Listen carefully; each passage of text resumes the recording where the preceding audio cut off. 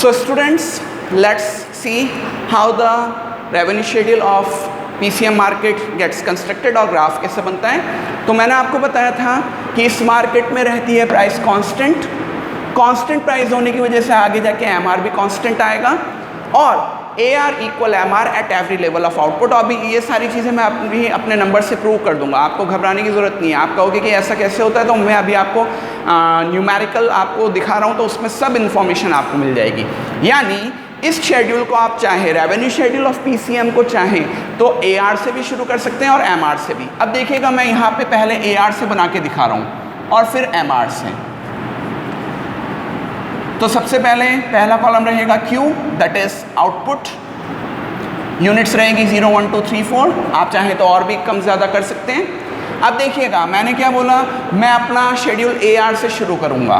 तो ये मैंने AR लॉन्च किया। AR कॉमन पर्सन के लिए प्राइस के नाम से जाना जाता है, ठीक है। AR प्राइस के नाम से जाना जाता है। अब मैंने AR कैसी रखनी है, कांस्टेंट रखनी है, प्राइस कांस्टेंट रखनी है।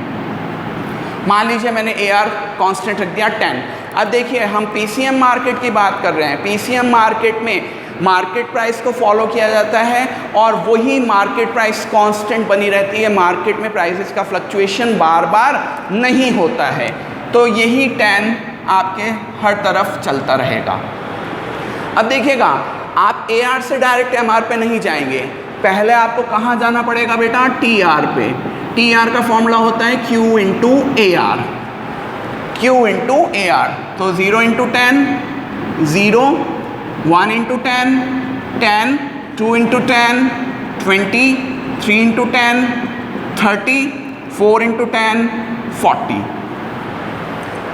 ओके, अब MR निकलेगा बेटा, MRN equals TRN minus TRN minus 1। सबसे पहले 0 यूनिट है, 0 के सामने हमेशा लगता है डैश, ये हम पिछले कई चैप्टर्स में डिस्कस कर चुके हैं। 0 पे M कंसेप्ट हमेशा डैश जाता है, तो यहाँ डैश लगाया। 10 माइनस 0 10। अब देखिएगा मैं कह रहा था कि हर लेवल पे AR और MR इक्वल आएगी, आप क्रॉस चेक करते चलिए। 0 लेवल को छोड़ के हर लेवल पे आपके AR और MR की वैल्यू सेम आने वाली है। देखिए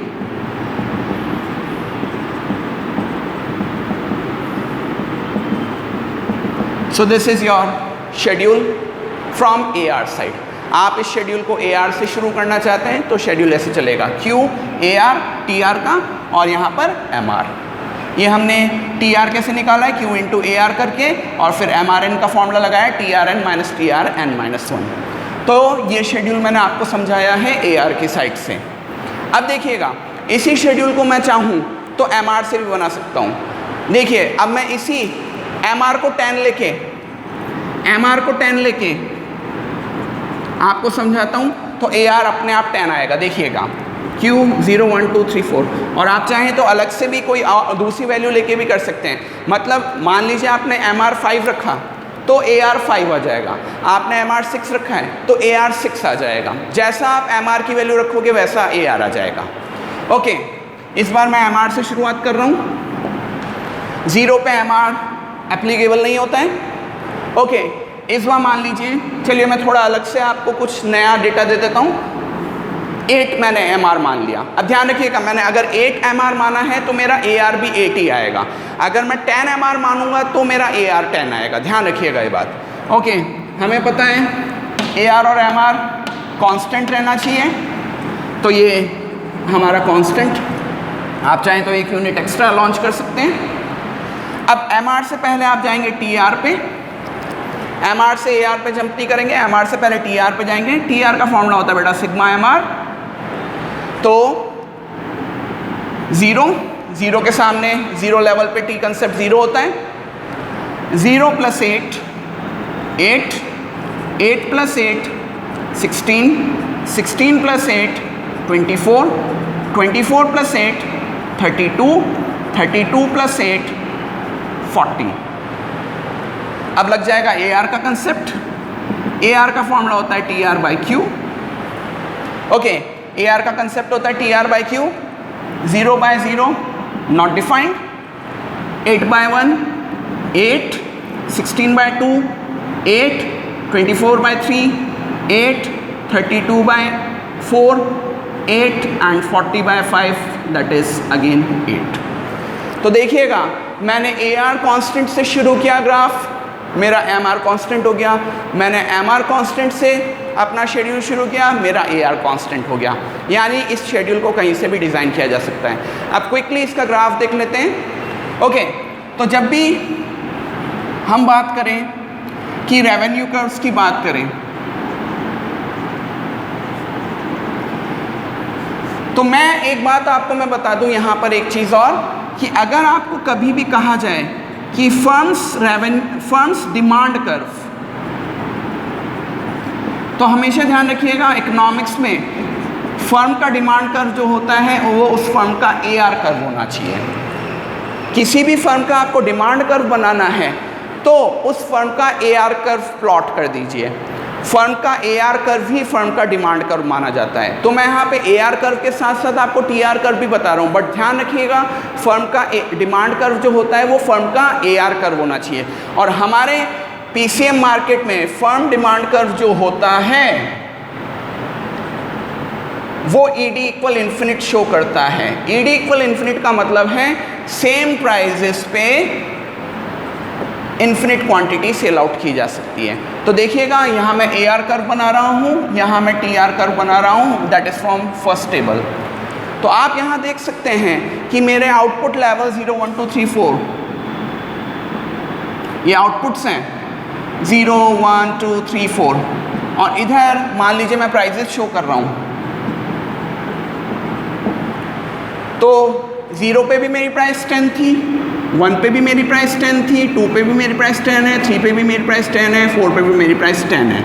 ये फर्म का AR कर्व। और इकोनॉमिक्स में ध्यान रखिएगा, अगर आपका कर्व स्पेसिफिकली AR कर्व या डिमांड कर्व, जैसा मैंने आपको बोला है फर्म का डिमांड कर्व कौन सा होता है, AR कर्व भी होता है। अगर demand curve parallel to X axis आ रहा है, जैसे हमारे यहाँ पर आ रहा है, तो उसके ऊपर ED की वैल्यू इन्फिनिट होती है। ED की वैल्यू इन्फिनिट होती है। सेम टू सेम इधर मैं TR कर्व बना रहा हूँ, तो देखिएगा इसका TR कर्व जो होगा वो बनेगा ऐसा 1 2 3 4। ये मेरा आउटपुट लेवल्स हैं। यहाँ मैं TR शो करना चाहता हूँ, मान लीजिए मैंने गैप ले लिया 10 का। ओके, 0 पे 0, 1 पे 10, 2 पे 20, 3 पे 30, 4 पे 40। ये मेरा TR कर्व है। तो आपको क्या समझ में आना चाहिए, इन दोनों डायग्राम्स को देख के समझ में आना चाहिए कि अगर हम PCM मार्केट के AR और TR कर्व प्लॉट करते हैं तो AR कर्व कैसा बनता है, परफेक्ट या straight horizontal line. Perfect competition market का AR कर्व कैसा होता है, straight horizontal line parallel to X axis. और TR कर्व कैसा बनता है, तो straight line, straight upward sloping line, straight upward sloping line.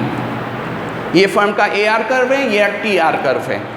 इस वाले ग्राफ में देखना चाहें तो इधर डायग्राम कुछ ऐसा बनेगा बेटा, और बेटा साथ के साथ ये इस फर्म का MR कर्व भी है, क्योंकि हर लेवल पे AR और MR बराबर आ रहा है। हाँ, बस एक बात ध्यान रहेगी कि जब MR कंसेप्ट लगेगा तो हम यहाँ 0 वाली एंट्री शो नहीं कर पाएंगे।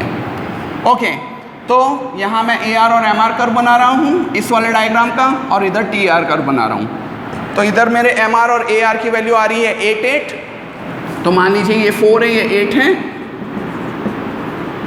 ये 0 1 2 3 4 5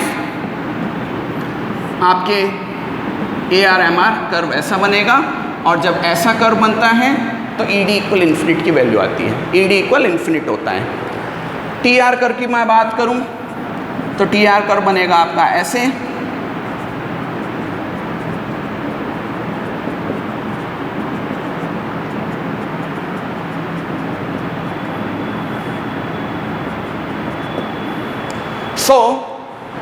परफेक्ट कंपटीशन मार्केट में AR और MR का कर्व स्ट्रेट हॉरिजॉन्टल लाइन बनता है, जिसमें AR कर्व के ऊपर ED की वैल्यू होती है इन्फिनिट और TR curve upward sloping line होती है। अब एक बार मैं इस ED इक्वल इन्फिनिट को मैं शॉर्ट में आपको समझा देता हूँ और स्पेसिफिकली इसका परफेक्ट कंपटीशन रेफरेंस मार्केट में क्या रेफरेंस है वो भी डिस्कस कर लेते हैं। तो देखिएगा कि इस मार्केट के अंदर हम कह रहे हैं कि AR कर्व जो होता है ED इक्वल इन्फिनिट शो करता है। ED इक्वल इन्फिनिट का मतलब ये है कि एनी क्वांटिटी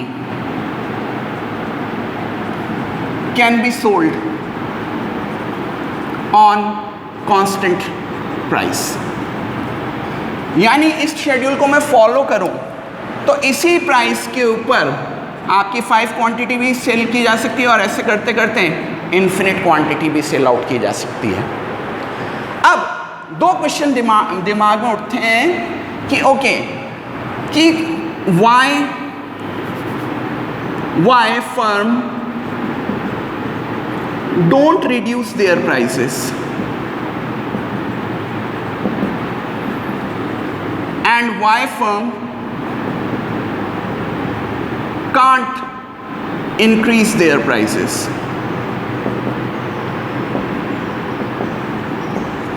हमारे सामने तो क्वेश्चन उठ रहे हैं कि ये तो हमने मान लिया कि फर्म मार्केट की प्राइसेस को फॉलो करके मार्केट प्राइसेस रख रही है, लेकिन ये क्वेश्चन उठता है कि अगर मान लीजिए फर्म प्राइस अपनी हाई कर दे या लो कर दे तो क्या होगा। तो पहले मैं हाई वाली साइड जाता हूँ। तो सबसे पहली बात, हमारा प्रोडक्ट कैसा है, होमोजेनस प्रोडक्ट है।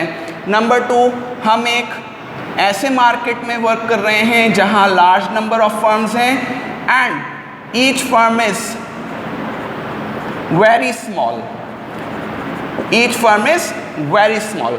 हम मार्केट का एक बहुत छोटा सा हिस्सा है और मार्केट का बहुत छोटा सा हिस्सा है मतलब मार्केट सप्लाई में हमारा कोई रिमार्केबल कंट्रीब्यूशन नहीं है। तो खुद सोचिए, अगर हम पूरा मार्केट 8 में प्रोडक्ट को बेच रहा है और हम अपने प्रोडक्ट को 10 में बेचेंगे, ध्यान रखिएगा हमारा प्रोडक्ट कैसा है, होमोजेनस। जो पूरा मार्केट 8 रुपीज़ में बेच रहा है उसको हम 10 में बेचने जाएंगे तो कस्टमर विल डायरेक्टली से the perfect knowledge comes into action. Customer एक ही बात बोलेगा, आपका प्रोडक्ट उसके प्रोडक्ट से कैसे डिफरेंट है जो आप 8 के प्रोडक्ट को 10 में बेच रहे हो। आपके प्रोडक्ट में कुछ यूनिक तो है ही नहीं। परफेक्ट नॉलेज वाला क्लॉज लगेगा बेटा कि आपका प्रोडक्ट होमोजेनस है, आपके प्रोडक्ट में वही फीचर है जो दूसरे के प्रोडक्ट में है, तो आप 10 में कैसे बेच रहे हो, हम आपके प्रोडक्ट को नहीं ले रहे हैं। यानी ED इक्वल इन्फिनिट के केस में अगर आप जैसे ही प्राइस राइज करोगे, इन दोनों पॉइंट्स की वजह से, परफेक्ट नॉलेज और होमोजेनस प्रोडक्ट के होने की वजह से, customers stop buying your product. Customer आपके प्रोडक्ट को बाय करना छोड़ देंगे। वो एक ही बात बोलेंगे कि जैसा प्रोडक्ट आप बेच रहे हो वैसा ही प्रोडक्ट दूसरा पर्सन बेच रहा है, आप 10 में कैसे बेच सकते हो जब पूरा मार्केट 8 में बेच रहा है। तो और इसी बात को कह के वो आपके प्रोडक्ट की बाइंग को रोक देंगे और आपकी डिमांड हो जाएगी 0। यानी ED इक्वल इन्फिनिट के केस में आपको 2 बातें समझनी ज़रूरी है। पहली, any quantity can be sold at constant prices. जैसे इधर मैंने आपको बताया है, इसी प्राइस को फॉलो करते हो आप इन्फिनिट तक जा सकते हो। लेकिन मान लीजिए आपने बोला कि मैं अपनी प्राइसेस को बढ़ा के 10 से 11 कर दूंगा, तो आपकी क्वांटिटी कितनी बिकेगी, 0। इन दोनों पॉइंट्स की वजह से कस्टमर आपके प्रोडक्ट की डिमांड करना छोड़ देंगे और आपके प्रोडक्ट को छोड़ के दूसरे सेलर की तरफ चले जाएंगे। दूसरी बात, चलिए हमने कहा कि हम अपनी प्राइसेस बढ़ाएंगे नहीं, हम अपनी प्राइसेस घटाते हैं। हमने कहा कि हम मार्केट में अपनी प्राइसेस कम रख के कस्टमर को अपनी तरफ अट्रैक्ट करने की कोशिश करेंगे। तो बेटा ये एक फुलिश डिसीजन होगा। एक बात खुद ही सोचिए कि जब हम इसी प्राइस पे इन्फिनिट तक अपनी क्वांटिटी बेच सकते हैं, रिमेंबर हम मार्केट प्राइस 10 को ही लेके चल रहे हैं और इसी 10 पे हमारी इन्फिनिट क्वांटिटी बिक सकती है, तो why we should go and reduce our prices. जैसे ही आप अपना प्राइस रिड्यूस करोगे तो आपका रेवेन्यू तो खुद ही कम होने लग जाएगा। जब कस्टमर आपके प्रोडक्ट को 10 में खरीदने को खुशी खुशी तैयार है, क्योंकि उसको पूरा पता है कि जो प्रोडक्ट आप 10 में बेच रहे हो पूरा मार्केट भी उसको ही 10 में बेच रहा है, तो why take a risk and और take a loss and sell it on 8। दूसरी चीज़, एक चीज़ और, मान लीजिए आप अपने प्राइस को 10 से करके 8 पे भी आ गए, आपने प्राइस घटाई, ओके, कस्टमर आपके यहाँ डिमांड करने आ गए। अब ध्यान करिए, आप एक लार्ज सेलर हो या स्मॉल सेलर हो, आप एक स्मॉल सेलर हो। मैंने शुरुआत में ही बताया था कि हम इस मार्केट में ऐसे सेलर्स की बात कर रहे हैं जिनका मार्केट सप्लाई में बहुत छोटा सा हिस्सा है। अब देखिएगा, जब तक आपके पास स्टॉक होगा आप कस्टमर्स की डिमांड पूरा कर लिए, लेकिन बचे हुए कस्टमर्स की डिमांड पूरी कैसे करोगे? क्योंकि आपके पास इतना बड़ा स्टॉक थोड़ी है कि आप पूरे मार्केट की जो डिमांड है उसको पूरा करने जा रहे हो। तो प्राइसेस को इसलिए नहीं घटाना कि बाय चांस आपकी प्राइसेस घटा दी, एक्स्ट्रा डिमांड भी आपके तरफ आने लग गई, लेकिन आपको उसके पास उसको पूरा करने के लिए तो आपके पास स्टॉक ही नहीं है। हाँ भाई, आप बहुत बड़े स्टॉकिस्ट होते, बहुत बड़े सेलर होते तो कोई दिक्कत वाली बात नहीं थी, लेकिन आप मार्केट का एक छोटा सा हिस्सा है। हम बात कर रहे हैं स्मॉल वेजिटेबल सेलर्स की, स्मॉल फ्रूट सेलर्स की। अब सोचिए उनके पास कितना स्टॉक होता है, पूरा मार्केट उनकी तरफ आ जाएगा तो क्या वो सारी डिमांड को पूरा कर पाएंगे? नो। तो उनको दो तरीके का लॉस उठाना पड़ेगा, एक तो 10 के प्रोडक्ट को 8 में बेचने का, नंबर 2 जो कस्टमर आए उनकी डिमांड को भी वो पूरा नहीं कर पा रहे हैं तो अनफुलफिल्ड डिमांड का भी उनको लॉस उठाना पड़ेगा। So I guess you got all the concepts of PCM market here. Here PCM markets या perfect competition markets get completed. Monopoly and monopolistic competition and also the oligopoly are not a part of course specifically into this particular session due to COVID-19 conditions. So here your revenue as well as your market theory chapter completes.